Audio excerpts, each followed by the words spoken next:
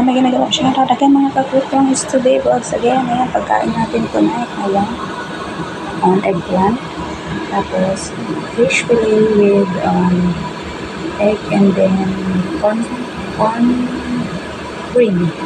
Tapos ito naman lettuce. Tapos may ano siya, minced pork sa loob.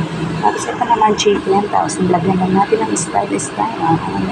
Tapos ito is yung pork. Yung kagabi kasi hindi nila naubos. Sayang naman hindi ko papakain sa kanila. Kaya pakain natin ngayon. Tapos steamed egg sa ating alaga. Tapos ito naman is ang soup. Okay.